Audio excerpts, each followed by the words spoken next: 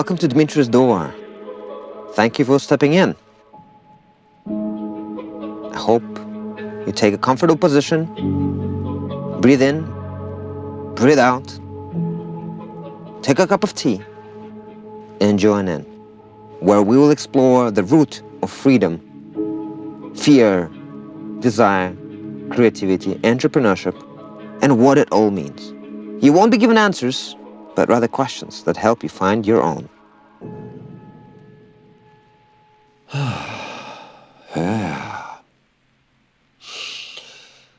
Welcome to Dmitri's Door. In today's episode, I'm going to have a dialogue with my really good friend, Joppe. Joppe is a special kind of person because he's been always searching, always looking deep inside of himself and inside of others. And he has found something. He found a new way of communicating, a new method of dragging out the truth about your soul out of yourself. He calls it descriptive communication. In this episode, we're going to touch upon that, but we're also going to go deep into what is leadership and how to really get a team to be united towards your goal or a shared goal.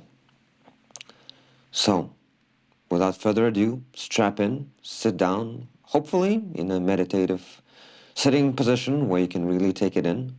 As always, Dmitri's Door is not about content, it's about the energy. Oh man, that word. People don't get that word. I don't get that word. Replace it with a word you prefer. But it is about presence. It's about what you will learn yourself out of it and not about what we say specifically.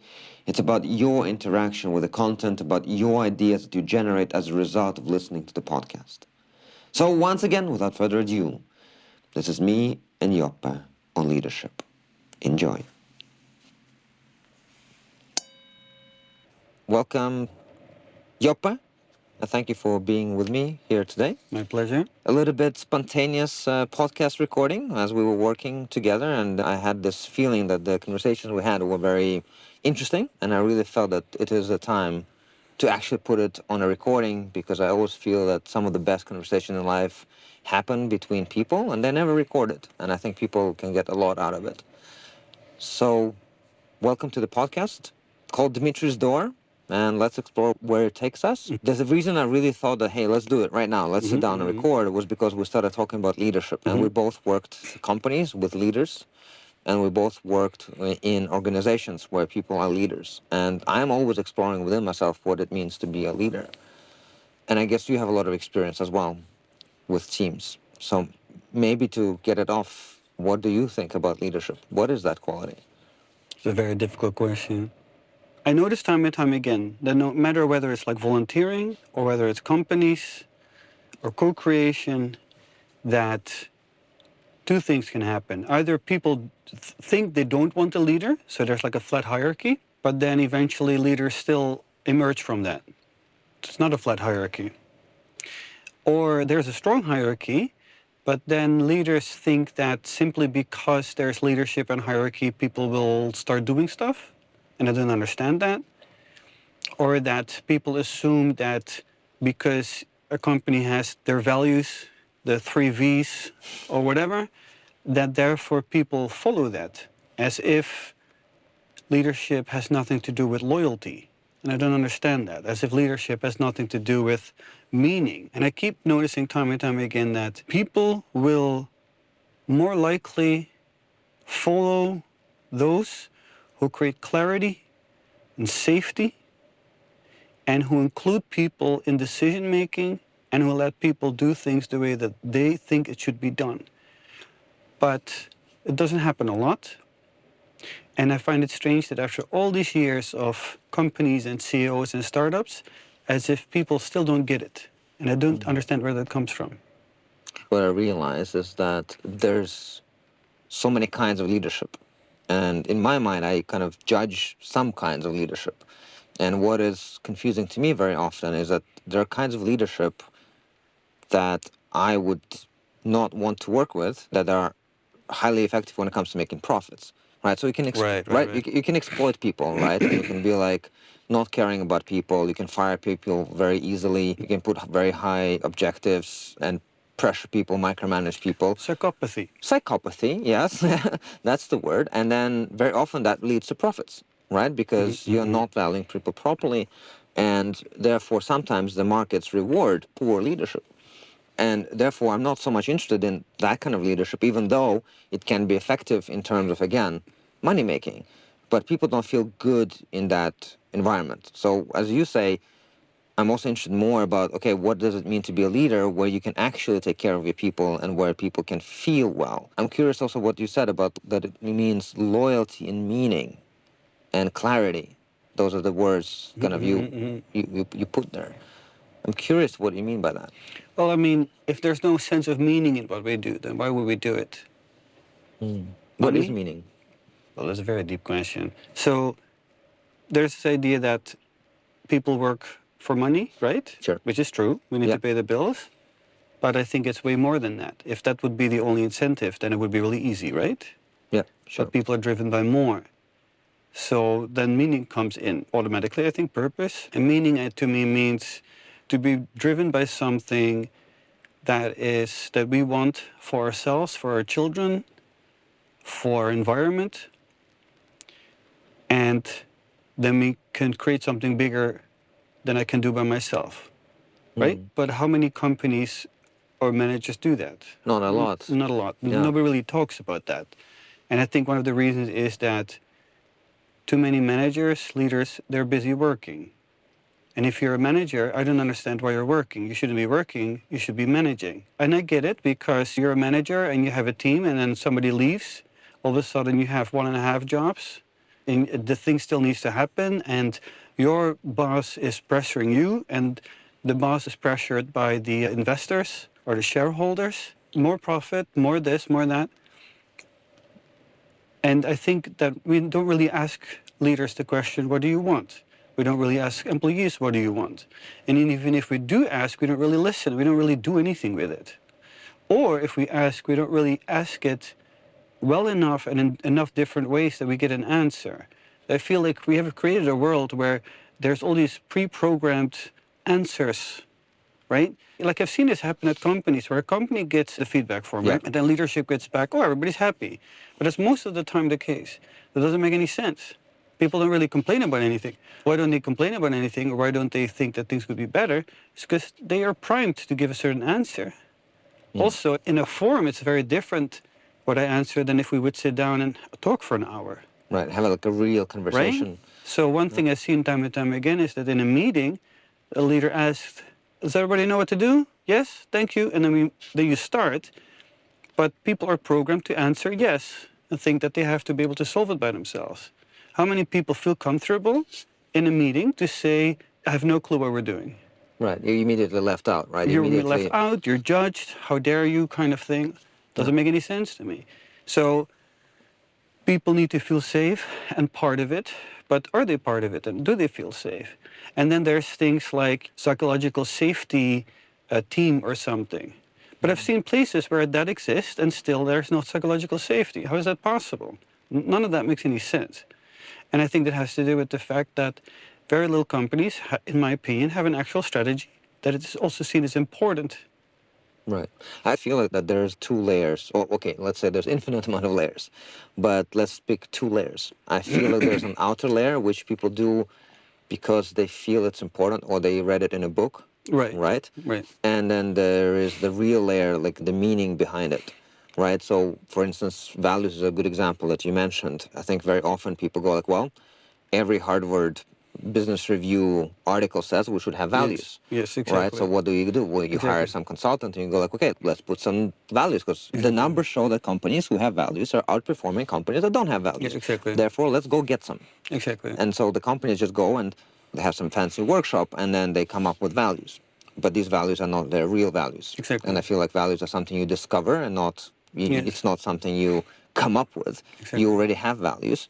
And so the outer layer is this thing that's, okay, well, everybody says we should have psychological safety teams, so let's just hire some people, and we check that mark. But we don't actually want psychological safety, right? We just want to have the box ticked.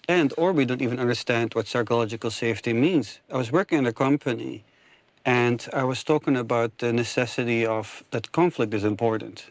Right. Because if we have conflict, we can overcome it as adults, and then we're more of a team afterwards. And this person was part of HR and then said, no, but that'll make people uncomfortable. That's not psychological safe. That's madness, if you ask me. It doesn't make any sense, right? So with these values, the 3 V's or whatever, as you say, or even a mission, a lot of it is just not real. And if you ask me, if you want psychological safety, if you want to have real values, it's kind of some kind of system where the leadership has to believe in it and also remind themselves, why are we doing this way? But most people are just stuck in working. You see it all the times, like people don't have time because there needs to be more profit. So everybody's in it like this constant state of a little bit of panic. My feeling also is, and I do feel that we maybe need to address also some of the ways of how to tackle all this, so we don't list the complaining Right, points right, of right, why right. the world is wrong, but also go, okay, what do we do about it? But to add to the fire, I feel that, like you said, it starts at the leadership or the top, even in flat hierarchies. But I feel that very often people at the top, I work with a lot of startups, don't actually know what they want, or they want very simple things, and that's okay. There's nothing wrong with that. If you don't have your basics covered, you cannot pay for your family, for your house, then what do you want? Most people want just financial freedom or financial security, at least. If that is the thing they think about the most in their life, day to day, 24/7, going how to save my family, how to pay for the bills, how to pay for the kindergarten, well, the main value of the company will be seeking money, because that's what you are seeking. So you don't have the mental space to even think about real values or real mission, Yes. because you care Yes. only about survival. You've worked a lot with startups. Yeah. So if you ask anybody at any startup what do they need, what do they say? Money. Investment. Investment, Right? It's yes. always the same investment. Okay. Yeah. In your own experience, I'm actually genuinely curious what you're going to say. Of the 100% of the companies that say that they want investment or need investment now, how many of them actually need something else first? I would say 100%, Right? right? So there you go. Yeah, 100%. Because first of all, most of them are not investable. So most of it's kind of going like, Exactly. it's kind of going like, I don't know, dating, right? And you go like, I want to have a wife. It's like, okay, did you take care of yourself? Exactly. Are you Exactly. taking care of your body? Are you going to the gym? Are you developing? What do you have to offer Exactly. in Exactly. a dating Exactly. table? Exactly. Exactly. Right? Or Yeah. it's like, well, no, I want to have the best partner in the world. Okay, but have you worked on yourself Exactly. first? So with companies, it's kind of the same. So if I'm single and all you see me do is ask other ladies, do you want to date me? You immediately understand that's creepy, right? Right, exactly, yeah. And if I'm a company, I'm a startup and I keep asking for investment, that's the same. Yeah. And if I'm a corporation and what would be the corporate version of that? Well, maybe profit. Yeah. We need more profit. Okay, that's not a motivator. That's an end goal of sorts. Doesn't make any sense to me. I don't understand that. Yeah, and also in my experience with startups and investment, like the ones that raise money the easiest are the ones that don't actually ask for it, don't Yeah. need it per se. They kind of go like, well, it'd be nice, Yeah, but it's yeah, not yeah. like, we'll be fine.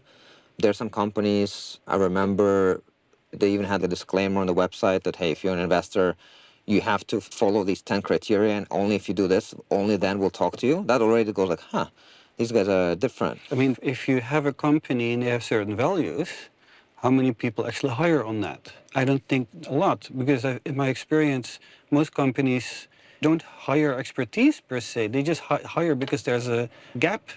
They just need someone to do a thing. So what I'm trying to say with all these things is that nowhere is there really a structure for any of this. And of course, there's companies do it well. There's plenty of startups who know what they're doing, or corporations, or middle big companies. But I see it a lot that leadership is seen as something that just by default is expected to exist in a good way. But I think if you would interview people and you would ask them, how many leaders have you had that you respected and they respected you and you felt safe? I don't think you get a lot of yeses out of that. A lot of people saying, yeah, I've had most of the leaders who are like that. Like most leaders are just there because they just ended up there. Yeah. And leadership is a skill. Being good at your job doesn't mean you're a good leader. Being an expert doesn't mean you're a good leader. It's something very different. So what does it mean? Like, let's start solving the world here. What can we start with? You said something really interesting in the beginning, and that is that there is different types of leadership. Probably in wartime, I don't want a leader that's super empathic towards my feelings, right? So it depends on that. But if you ask me what I think is good for the world, then it goes like this. So a leader understands that I am important, a leader himself. Yeah. I am important, and the leader also understands that you're important, Yeah. and understands that we are important, and that our environment is important.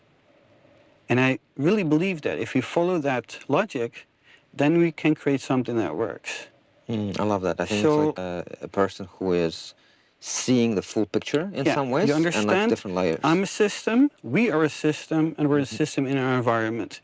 People always say the same thing to me, a company needs to make profit. Yes, of course. So if the company doesn't make profit, then there is no team, Yeah. right? I wish to see more that helping employees is on the same track as making profit. And the numbers are really, really clear on this. If you look at the research, it shows time and time again, happy employees stay, so there's less turnover, so you don't have to spend a lot of time, or you have to spend less time on recruitment and replacing people. Happy people are more productive, they are less ill, all that. Still, there's not a lot of attention for it per se. And I think one of the issues is that how to take care of people is misunderstood. It's not a list of tricks. And I think any parent can see this immediately. Imagine that I give you a book on the 10 tips how to raise your child. And one tip is set boundaries, another one is give love, and the third one is explore with them. It really depends on how you interpret that, right? So set boundaries, okay, so I need to set strict boundaries. But wait a minute, doesn't it depend on the child? Right. Right? Okay, so the individual, the employee is an individual too. So we can't have the same guidelines and same rules for everyone. It doesn't make any sense. An introvert needs different kind of leadership than an extrovert. But how many leaders can do that? How many leaders understand that? And to me, it all starts with the question, what do you want? You ask, the leader asks themselves, what do I want? How do I want it? What do I want for the company? And for this, I believe there's a really simple structure of questions. You ask yourself as a leader, what do I want to achieve for the company? What do I want to achieve for the end user? And what do I want to achieve for myself? And then you go to the employee and you ask them the same questions. But then there's a problem that comes up, which is that people have different needs, right? So you have to compromise then with that. And for that, you need time. So if as a manager, I don't have time, I cannot do this. This takes a tremendous amount of time. And this also never stops. You have to do this every month, every year, every day, constantly. This is all you're doing. What do you need? What do you need right now? And you have to help them. If your recruiter says, I want to try a different strategy, and I want to work together with the marketing team on that, maybe I should say yes, and I have to support them in that. And of course, the HR person has to be reasonable in all of this, right? Has to be all within the confinements of the company. But people don't ask themselves the question, what do I want? And we don't ask our employees either. I agree with you, and maybe I'll ask you this, right? So I find it extremely important that you talk to your employees. In fact, I don't like the idea of calling them your employees. That in itself already creates Exactly. a conflict, Yeah, right? So the yeah. moment you call them employees, you're kind of like, well, there's you and there's me, and we're not in the same boat. But what I'm curious about is, and I really want to ask you this because we did it together. We worked together. For those who are listening, they might not know, we worked together in the same company, where I was a CEO and you were a chief of happiness. And I even then felt that it's important to talk to people. But I think then I also did it wrong in many ways. And I'm curious, what do you think about that? For instance, remember we introduced a concept called clearing, where we sat together and asked what's working for you, what's not working for you. It's basically another way of asking what do you want, or what do you need right now. But also now when I look back at it, even though this is something that was done, it didn't work very well. I know that when we did it in a circle, then some people just didn't want to be in that circle, didn't want to share at all. And then in one-on-ones, for instance, it worked. I remember a very deep session that we had with you. It's still one of the most powerful one-on-one sessions I've had in my life. It was really beautiful, but still it didn't work. Sometimes when you introduce these things, I feel there's some sort of resistance. Recently I had a workshop with a team in Estonia, and I also gave them some of these tools. And I could feel in the team that some people are like, oh, like, oh no, some self-development questions. I don't want to do this. We're just here to make money. I don't want to talk even about it. So like, in your experience, because this is something that you do right now, like, how do you deal with that? I'm not a CEO, so it's easier for me, right? But I also feel like, so when we work together, in the end, how consistent were we with that? Not at all. Well, there you go. Yeah. So I feel like when we set out a strategy for these things, if I'm a manager, let's say I'm a team leader and I want to implement this. Let's say I have a team of 8 people. So that's 8 hours of conversation. Yeah. Let's say I do it once a month. So I have to find 8 spots. That's a lot. I think that's a lot. In order for this to work properly, we have to do it enough so that people get used to it, so they realize I can say what's on my mind and we can continuously work on this. So is there time and space to do this 6 months in a row? And how many leaders follow up on this, especially when the employees might even try to get out of it? But now I come back to the being busy again. I've seen this happen. I find it really funny that there might be things in place for employees, but they themselves don't show up. Why? What do you think? The employees or the CEOs? Employees. Well, they're busy. They're busy. Yeah. They're busy. Where are they busy? Did they believe that doing work is more important? Most of the time in my experience is they have too much to do, or they don't feel safe enough, meaning that even if they don't have too much to do, it feels psychological like they have too much to do. Right. So this is then seen as a waste of time. Secondly, the leader might try and get out of it. Why? I think the same, right? It's exactly the answer. same, right? So if, let's say you want to implement this in a company of 100 people, then C-suite has to commit, and the leaders have to commit and push for it. They also have to believe in it, but that also means, because this shows how complex it is, it also means that the leaders have to be able to do this. And there's a lot of leaders who wouldn't know how to do this. Yeah. Because it's difficult, it's hard. It's hard to sit down and help somebody open up. And you have to have the experience. You have to have the experience, It's like we talked about a bit earlier before we started recording, that it's like playing guitar, right? Exactly. It's kind of sitting down and having either the clearing exercise or descriptive communication session. We have to know what questions to ask, what tools to have, how to react to people when they open up, what to do if they don't open up, or if they don't answer your question. I've seen you do descriptive communication a few times now, and I saw that you asked them a very simple question, what do you want? And people fall silent. Yes, right? it's And hard. they just don't even know. No, and I think that one of the main reasons they don't know is because they don't trust that they can answer. So if I'm the CEO or if I'm the project manager and ask you, what do you want? A lot of people will think in the back of their heads, I'm not going to say what I want. I don't want to be crucified or bullied out of here. Well, I think it's safety is one part, but the other part is actually, and this is something I learned recently, again, through experience of having these conversations. And I was a moment which really gave me a deeper understanding of what could happen, is that I met a person who genuinely didn't know. It was not in a corporate setting, it was more of a festival setting where we had a session with one person, and I literally asked her, like, what do you want? And she said, I don't know. And it took us 2 hours, literally, I'm not kidding, of talking to her together with my wife, Valerie, to get her to admit that right now, in this moment, all that she wants is a watermelon.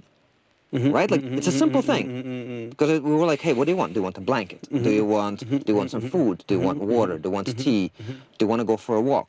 Do you want to do some exercise? And this person could not admit to anything. And it took us 2 hours to convince her that it is okay to share to another being what she wants. Why do you think it was difficult for her?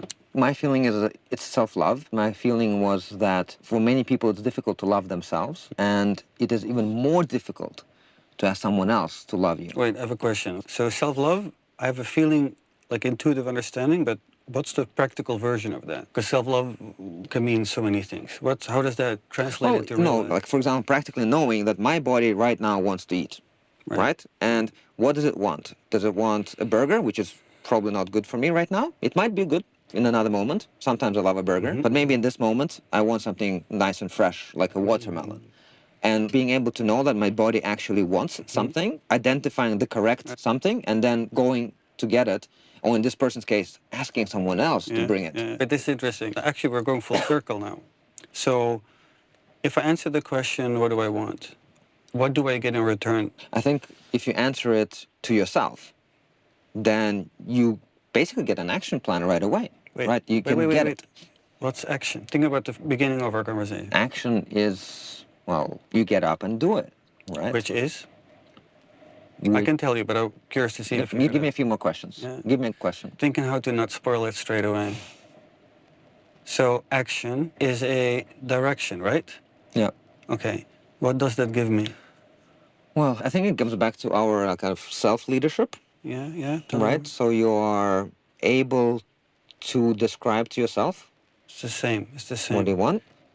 If I have direction, yeah, now I have a plan. If I have a plan, I have the solution. I have meaning. Meaning, okay. Purpose. Yeah, all right. Yeah.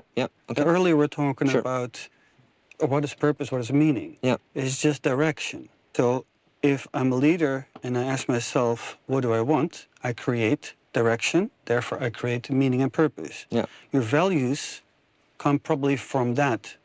I love this because, thank you so much. I love this a lot because I feel that very often when we come up with the question of purpose in leadership, it has to be this beautiful, weird sentence.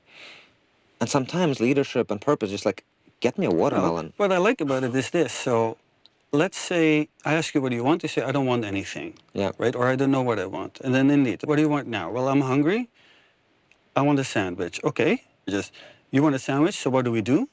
Well, we go out of this caravan and we walk and buy a sandwich. Buy you a sandwich, okay. Yeah. I eat order it then. Actually ordering is easy. Eat the sandwich. Yeah. Now what? Well, now I'm going to be thinking about what's the next thing that I want, right? So this same question again. Yeah. So what I like about this is that it's an arrow and it will never stop. We're driven by purpose. And purpose doesn't have to be, I'm going to change the world. It doesn't have to be all these big things that companies and people think about. But when we come up with a purpose, when we answer the question, what do we want, how many people take that serious? If I work somewhere and I get asked a question by my team manager, what do I want? And I say, for this project, I would like to create an AI tool. And then as a leader, I'm like, okay, well, no, how about you help? So now I ask the person, in order to create this AI tool, what do you need? What do you need from me? How can I support this? I'm not going to do it. And I ask you, do you need a reference? Do you need information? Do you need budget? Do you need tools? Do you need support? Yeah, more people. Whatever, right? Yeah. And you can tell me. And then it's my job to help you with that. Now, so I provide you with that. I do this with the whole team. I'm not working. I'm providing them all with this. Now we have a follow-up meeting. If people have done it, we have reached all of these goals all of a sudden. Simply, very fast. There's no other way. Well, the other way is somebody going, oh, I didn't do it. Well, that's very strange. I, as a leader, ask you, what do you want? I want to do it like this. Or I want to do this. What do you need? Do you need this? Yes, I need these things. I provide that, and now you didn't do it. What happened? And now we have a real reason to have a conversation. The employee has no excuse. Yeah, because right? they've been given everything. Given everything. Yep. And I'm not angry with you. Yep. As a leader, I just simply see, hey, it didn't happen. So now I can ask you the question, what is going on? And you cannot come up with excuses. There are no excuses. So either you're then able to say, well, actually, I don't know, my partner left me and I can't think straight. Yep. Okay. Now we have a new one. Let's get you help. Yep. Right? Or you say, no, but I don't know, it just doesn't work. Well, okay, wait a minute. Are you in the right place? I can ask you a new question. Maybe you're doing recruitment, but you don't want to do that. You actually want to be the coach. Or we can help you understand, hey, this is not your place. You shouldn't be here. And no judgment. I have no judgment. There's no animosity here.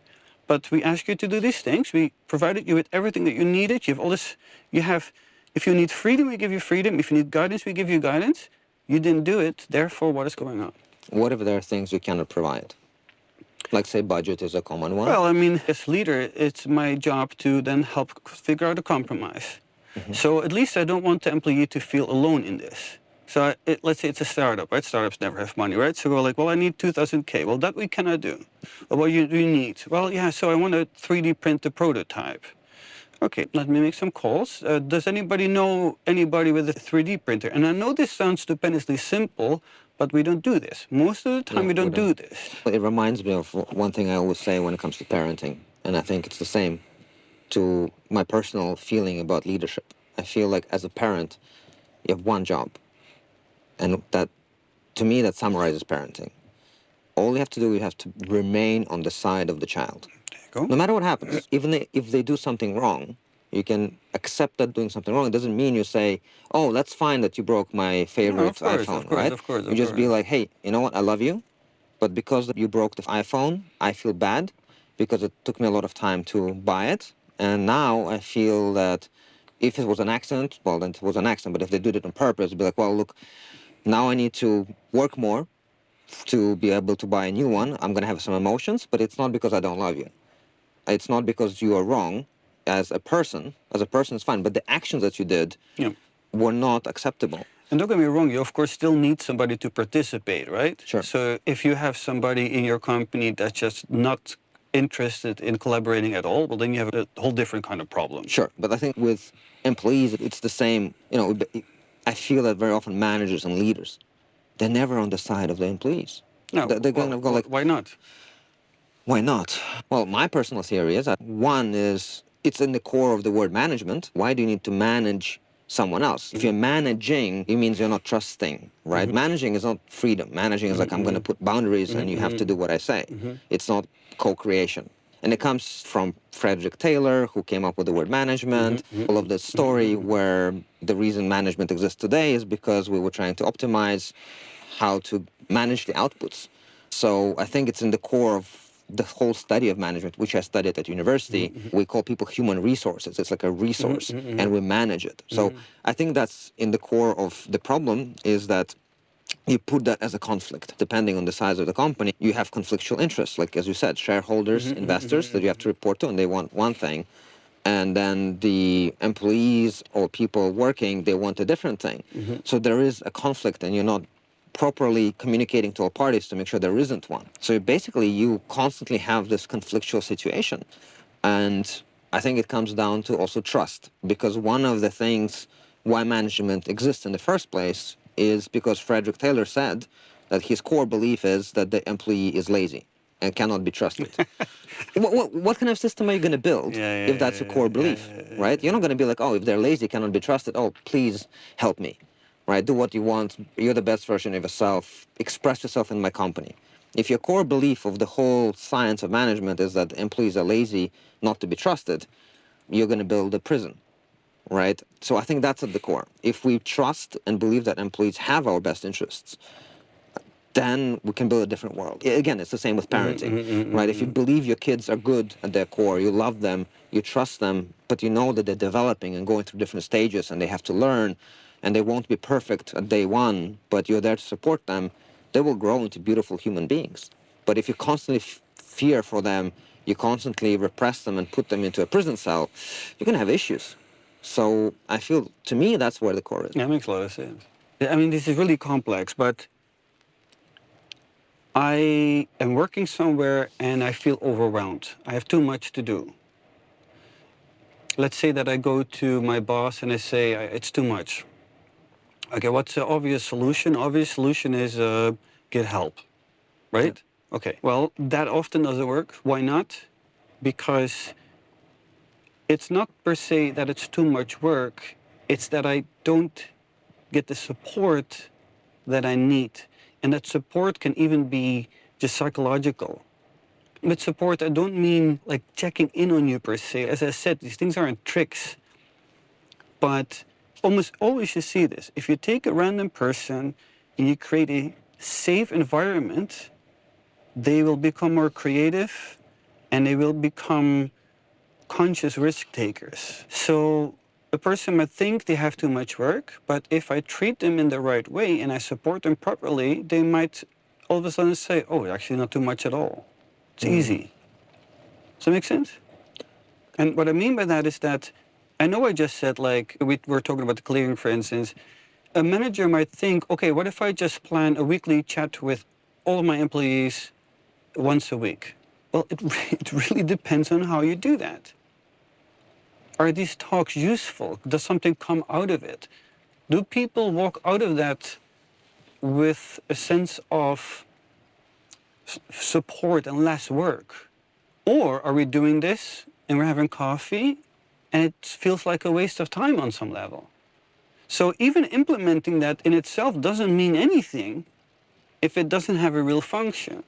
It's like what we started with when I was trying to say that we have different levels, right? So level one is, well, you just put it in the calendar and you go, okay, we're going to have these meetings because we'll listen to this Yeah. podcast. Yeah. From now on, 8 meetings per month, Yeah, right? exactly. And then you go into the meetings and they go like, okay, what do we talk about? It's right? the And there's same. nothing It's happening. the same with, you can hang hammocks in the office, and you can have a fridge full of beer and pizza Fridays, and all of these things can work, and all of these things cannot work at all. It depends on how you do it. One of the things that possibly depends on, and I'm not sure on this, but one of the things that possibly depends on is that the leader's ability to be observant and Exactly. like to actually see, Yes. right? So for Exactly. instance, if I go like, okay, I listen to Joppe, he has this great system of descriptive communication. These are the questions you should ask. Okay, I'm going to book my first meeting with Joshua. We sit down with Joshua and go, hey, Joshua, I'll listen to this podcast. Let's have a descriptive communication session. And Joshua just goes like Yeah. he doesn't say anything, right? But his face has a cringe, right? You have to notice the cringe Yeah, exactly. and be like, do you think it's a good idea to have it? And be like, well, you know, man, I don't know. Maybe I'm tired. Or I think it's a waste of time. Yeah. You should have the courage to say, do you think it's a waste of time to do this? Exactly. Yeah. And then he There you says, go. well, you know what? I have 15 tasks to do today, and tomorrow's a deadline. And you pull me out of it to have some crazy self-development meeting. I'm like, okay, but do you want me to tell you why it's important? And you have a conversation about that. But I think a lot of managers will be like, well, you just power through it. They'll be like, okay, sit down. What do you want? Exactly. Right? Exactly. And the guy's just like not ready at all. Well, to and I talk mean, about it. also, it can also create a problem because the other person might think they have to answer, or that I have an answer in my mind. Right, that Right? they have to Doesn't please you. work. Exactly. Yes. It doesn't work. I'm not sure if this analogy works, but this comes to my mind. I saw this YouTube clip. There's a woman, and she would play the piano, and she would play the same song twice. First, without feeling. She would play it, ding, ding, ding, sounded like music. And then she would play it with feeling. And the difference was night and day. It was completely and utterly, it was not the same music. It was insane, the difference. And to me, if I sit down with a person and I want to understand what it is that they want, well, I can either go through the motions and then we go nowhere. It's completely, utterly useless. Or I can do it with feeling. Now, how to do that is really fucking hard. It is very difficult to write down how that works. This is also one of the reasons why I haven't written down how descriptive communication works, because it's not a trick. It's the mind, body, and soul working together at the same time. It's about logic and intuition together at the same time. And you can see it, when it works, you can see it work. You see the difference. You see somebody turn on, and all of a sudden they trust me. And you can tell because their whole body posture changes from tense and or defensive to opening up and relaxing. And as soon as they open up and relax, then the honest answers come. And they do that because they feel safe. I feel like we've reached some sort of a core point that I'd like to discuss or have a dialogue about. And I feel this is so crucially important in anything that we do, is this difference between like fake action and deep real action. And I think you brought it beautifully. You can see it in artists or dancers. Some are just doing choreography. They're just making movements that they've learned. They're beautiful, but there's no feeling. I have a better analogy. Okay, go Maybe for it. that works better. I love this one too. So there's a lot of martial arts, and they look great, like wushu or something, right? Beautiful. That's like a dance almost, as people always say. It looks like a dance. And there's a guy currently in China, this MMA fighter, and he said, I don't believe this bullshit. Doesn't work. Why do they say that? Well, he says that because the people that practice this, these Tai Chi masters or whatever, they never pressure tested in real fights. Yeah. And you have these Tai Chi masters who have been doing this for 15 years, And he says, I will fire you, and if you win, I will admit that your thing works. Yeah. And then there's these clips of these Tai Chi masters who get just beaten to a pulp because they cannot fight, because it never has been pressure tested. And when I started to do Brazilian Jiu-Jitsu, I had exactly that experience. So with the Brazilian Jiu-Jitsu, we would first practice the move. So you and I, the teacher would show us, we would reenact the move, and it would work like that, always. And I felt great. Swift move, like Yeah. a cool thing. It looks cool, you feel manly and all that. And then, after half an hour of doing that, the teacher would say, okay, so you're going to do the move on him, but he's not going to let you. And all of a sudden, it doesn't work at all, because you have to learn how to use it while the other one is trying to push against it. And then you slowly figure out how it really works. And I feel with this kind of stuff, it's the same, whether it's leadership or communication or psychological safety or conflict resolution, whatever the hell it is, everything is different when you start actually applying it. And that's what I mean with the book, like writing down the rules. You could read all the books on karate. Let's say you could do that with your brain. You could read all the books on karate, but I do 1 year of karate, I kick your ass. All the time. Right? Every time. Yeah. The guitar. You read all the books on playing the guitar, I do 5 months of guitar. I'd rock and roll your ass out of there, right? Absolutely. Easily. So, too many times people see these things as lists, as tricks, Yeah. and all the companies want that. Tell us exactly how this works. But these things are really complicated. It is really, really complicated. These are not easy things to do. There's no app for it. There is no 2-hour workshops that's going to teach your leaders how to do this. You need tons and tons and tons of repetition. But companies don't want to invest in that, because, and that makes sense also. It is really expensive. If you have 10 managers, and you would have to take every month for 10 months 1 hour out of their schedule, that's a lot of money. Yeah. It is a lot So of I money. get it. But if you want it, you will have to invest, and you have to help them to be able to pressure test these things that they learn. Yeah, I think that's a beautiful analogy. Thankfully, my martial arts teacher always was into pressure testing the hell out of it, and you kind of learn very quickly that, well, it doesn't work. Exactly. None of it works if you don't put it in a real fight. And even in a real fight, it will take you years and years to put the simplest technique into action. They'll be, oh, wow, it worked, right? Yeah, exactly. I had a few fights where I'm like, later look in slow motion, and I'm going like, I did that move? Right. Like, where did that come from? Right, there you go. And I think that's also one of the important things, is that the ability that you have, it needs to travel from your logical brain center into your intuitive subconscious center, Exactly. where you make the move without thinking about it. Exactly. You cannot fight and think, right? That's just not going to work. And this move is either already in your brain, or like subconscious brain, and you'll do it automatically, or it's not. And I feel that it's also the same with, like you said, like these conversations, right? So when we have a session with you, or even this conversation we're having, we both have to have an intuition of what to say, what to Exactly. ask.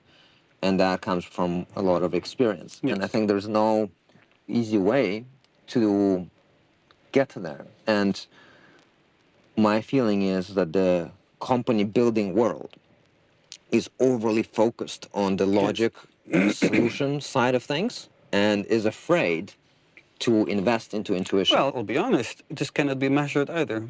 Let's say a company would hire me and I would stay there for a year and I interview 100 people and I work with all of them.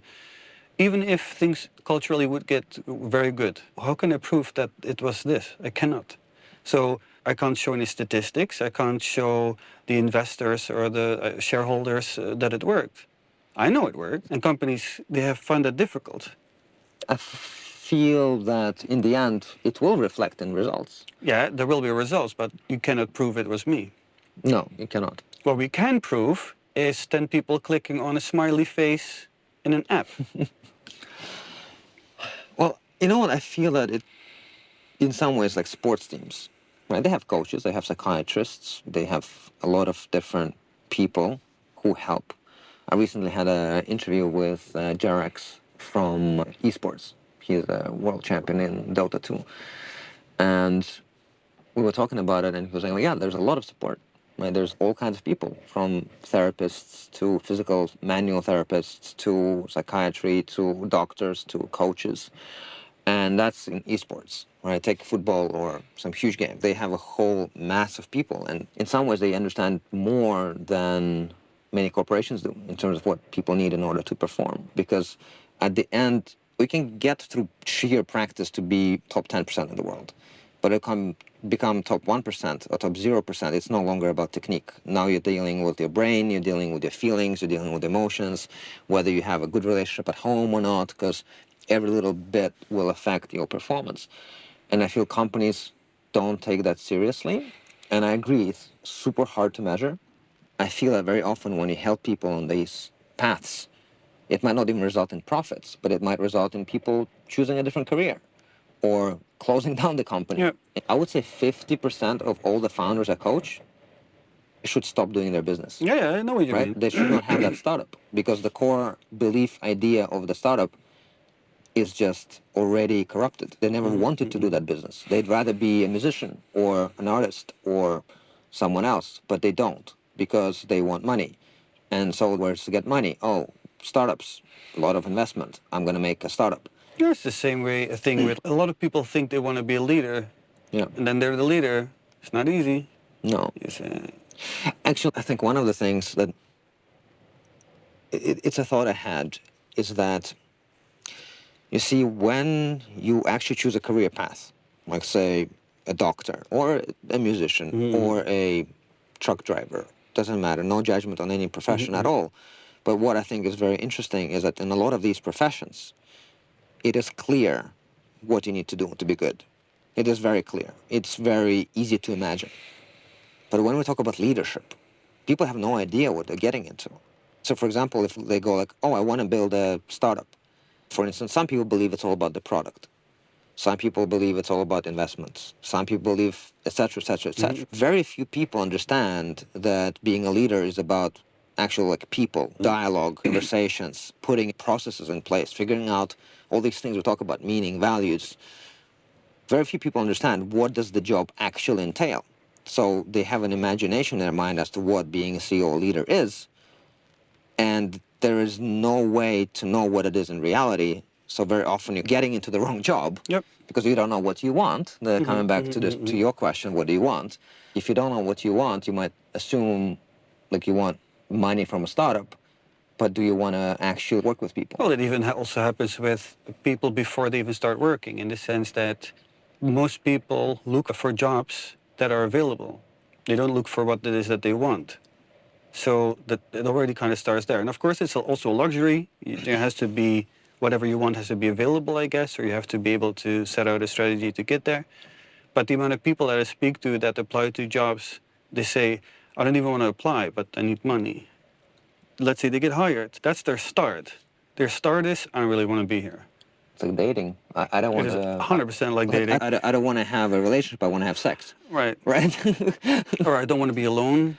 Yeah. It's a terrible motivator. Yeah. I wouldn't do it. But I get it. We're all human.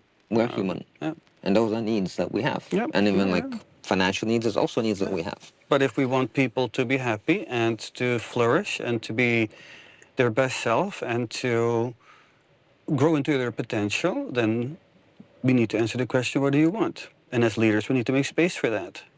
And I also feel that once you answer that and you start going and applying for jobs, you're much more likely to get one. Yeah. Because you know exactly Same with a what you want. partner. Yeah, same with a partner. Same with everything in life. Life's a bit easier. So what do you want? What do I want? Yeah. I want to create a better world through improved communication. It seems like you've thought about it. I have thought about it, yeah. Prepared for this question. I could tell you much more about it, but yeah, but that's what I want. What do you want? I want a sense of community. All right, there you go. Yeah, I want a sense of community around me where people can honestly rely on one another. And if I'm able to do that for myself, hopefully help others to also figure it out. Because I haven't figured it out yet. It's hard to create community. And I think most communities are really not communities at all. So yeah, that's what I want. I want to have a real sense of community. That's why I'm doing the physical Mava village. I think it's easier the physical setup. I would love for online communities to work. I would love it because it's so much simpler. But I tried it and failed many times. So I feel like now I want a physical space.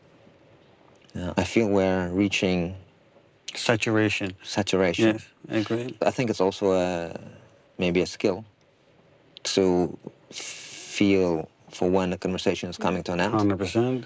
And I think it's beautiful. And I think it's beautiful to have you on this podcast. Thank you. For those of you who don't know, we're in a caravan Yes. sitting here in the middle of a parking lot next to the Baltic Sea in Tallinn, Estonia. The weather is, well, not to say horrible. It's beautiful in some ways because the waves are nice, but it's raining. And it's been beautiful to have you, Joppe. Thank you Thank you. for being on the podcast. My pleasure. All right. Have fun, everyone.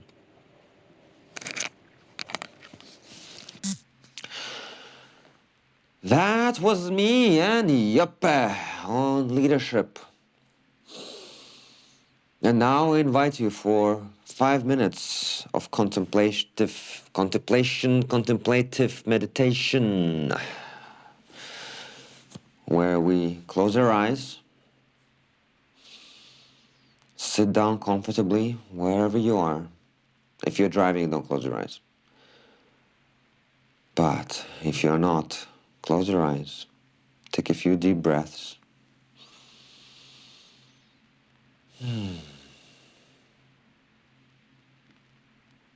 And this time, let's contemplate on the position of leadership in your life.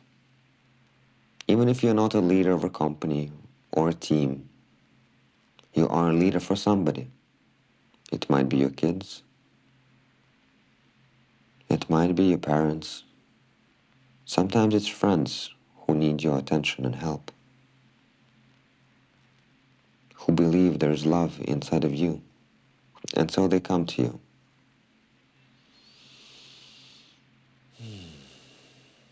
Let's contemplate on whether you're able to take their side fully, whether you're able to take your own side for yourself fully and stick to it. Close your eyes, watch your breath, and observe your thoughts on this topic.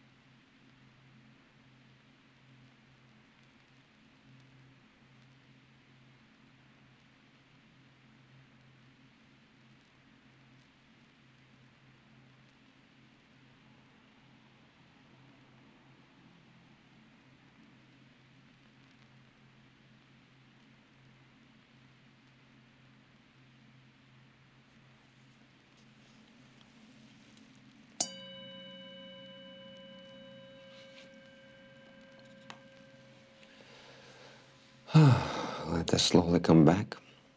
It was a very short meditative pause in your life. I recommend having longer ones whenever you have the time and the power to create the environment for yourself to be able to sit and do nothing for 15, 20, ideally 45 to an hour minutes. From this episode, as always, to step through the door, I'm going to ask you to take an action.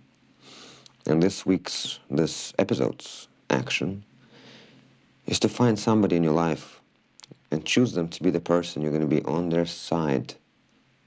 Choose them to be the person whose side you're going to be on for at least 2 weeks. No matter what they do, no matter what they say, you're going to be on their side. Ideally, it's somebody who's maybe a little bit challenging for you. Might be your parent, or your kid, an employee, or your boss that you don't necessarily see eye to eye with. It doesn't mean you will agree with what they do and the actions that they take. It doesn't mean we accept everything that they do and they say. But it means deep in the core of their being, we want them to be happy and we want them to find happiness and joy and love. And so this means that we can disagree with their actions. But in the end, we want to guide them and ourselves towards happiness. So, pick one person and try your best to be on their side fully. And let me know how it goes. Have a great day. This was Dimitri Sarle and Dimitri's Door. Over and out.